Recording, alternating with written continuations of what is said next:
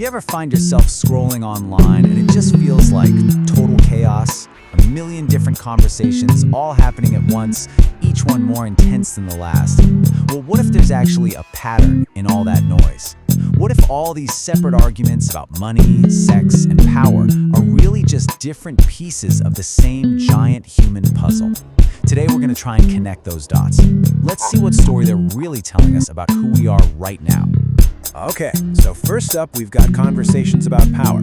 Here, you have actress Erokhane talking about a super famous scene from the movie Under Siege. She reveals she was never supposed to be topless, and she talks about the pressure she felt. It's a really raw look into professional power dynamics and what consent really means. Then, we zoom out from power in a specific situation to power in society as a whole. And this is a big one, the endless debate about success and class. Here you have Dr. Mike Israetel making this really controversial claim that there's a link between certain personality traits and how much money you have. The idea that maybe, just maybe, some people are wired different. And then you get something like this. A conversation about status, but with a look at the secret, unwritten rules of the game. This little piece of advice came from a high-end companion, and it kind of pulls back the curtain on a hidden world. A world where a skill like golf isn't just a sport, it's literally a form of currency for getting ahead. And finally, we pivot away from all the talk about money and status, and we land on something deeper, something more personal. Here, teacher Mia Magic talks about sexual energy, not just as this biological thing for making babies, but as this incredibly powerful force that can be used for connection and even for healing.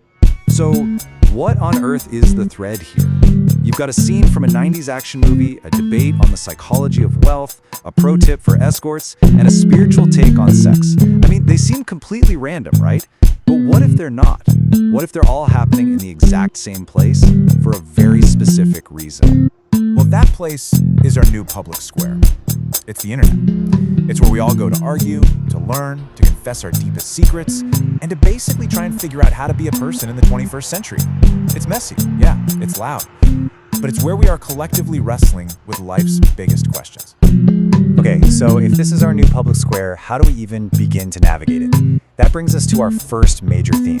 It seems like in a world that feels more complicated than ever, we are all desperately looking for instructions, like a how-to guide, a blueprint for how to connect with each other. We don't really want to just wing it in our relationships anymore, do we? We want a method, a system. And this desire, this search, has led to this fascinating boom in really explicit, almost technical approaches to intimacy. I mean, look at this. This is basically a menu for intimacy. Tantra teacher Bibi Brzaska is suggesting that we can stop guessing and start being deliberate about how we connect. Do you want to have a sensual date where you only focus on the five senses? Or maybe a sacred one that involves meditation? The label doesn't really matter. What matters is the idea of being intentional. And if that last slide felt a little free-flowing and spiritual, here's the complete opposite end of the spectrum. A highly structured framework. This comes from the world of BDSM, the idea of a power exchange relationship. It takes the idea of rules to a whole new level. But as Miss LX explains, this isn't just about kink. It's about building this incredibly strong container of trust by literally writing down the rules and roles in a relationship. So, you see what's happening here, right? It doesn't matter if the blueprint is drawn with flowing, spiritual energy or with the hard, clear lines of rules and roles. The goal is exactly the same. We are all just looking for a better map to help us find our way to each other. But here's the thing about a map. A map can tell you how to get somewhere. It doesn't explain why you wanted to go there in the first place. And that leads us to our next big theme, the hidden psychology that drives our desires. Okay, now this is a term that's been popping up everywhere online, the Madonna whore complex. And before we even get into the textbook definition, the basic idea is that there's this deep, often unconscious split in how some men view women, and it creates this massive internal conflict. And this visual just nails it. On one side, you have the Madonna, the pure, nurturing partner you respect, the one you build a life with. And on the other side, you have the whore, the primal, uninhibited object of raw sexual desire. The psychological problem, the complex, happens when a man feels like he can't possibly have both of those things in the same person. And the real world's consequences of this can be absolutely devastating. A man might genuinely love his partner, his Madonna, but feel like he can't bring his wild, primal side to her because he's afraid it would somehow taint her pure image in his mind. And this can lead to this quiet resentment, a slow fade of attraction, and in some cases, it's the unspoken reason that leads to cheating. So that internal conflict shows just how deep our ideas about worth can be programmed into us. But how do we measure that worth out in the open? Let's zoom out from the individual psyche and look at the currency of society itself. All right, now this is the kind of statement that just sets the internet on fire, right? Dr. Israel is arguing that there are measurable psychological differences, on average, between rich and poor people. He specifically points to conscientiousness, being organized, goal-driven, and disciplined. But, and this is a huge but, the exact same conversation admits this isn't the full picture. Not even close. Social factors and your environment play a massive role. I mean, if you're a single mom working 2 jobs just to survive, you literally don't have the mental bandwidth to think long-term in the same way. So it leaves you with that classic chicken or egg question. Does the personality create the wealth, or does the circumstance of poverty make it almost impossible to develop that personality in the first place?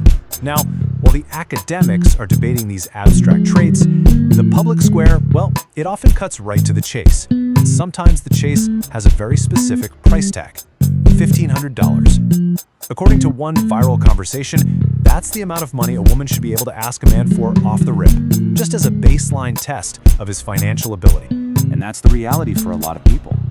Success isn't about being conscientious. It's about having assets. It's about providing security.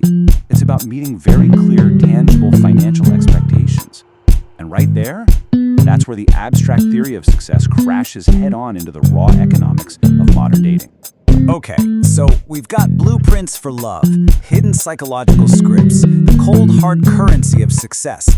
We've seen all the different pieces, so now let's pull it all together. What is the one common human quest that's driving every single one of these conversations? When you really boil it all down, 4 fundamental drives just keep showing up. We have a drive for technique. We're looking for a better how-to for life. We have a drive for understanding. We want to know the why behind what we do. We have a drive for status. We need a way to measure our value. But why? Because every single one of those is just a different road leading to the same destination, the fundamental drive for connection. And that's really the heart of it. That online chaos we feel, it isn't really chaos at all. It's a chorus. Every viral clip, every heated debate, every vulnerable confession. It's not random noise. It is the sound of millions of us all at once trying to solve the same human puzzles, largely because the old rulebooks and institutions that used to guide us are disappearing. This digital square is unbelievably powerful, and it's shaping how we see ourselves and each other every single day. So the question isn't just, what's everyone talking about? The real question is for us. In this giant, messy, important new public square, what's the conversation that's most worth starting next?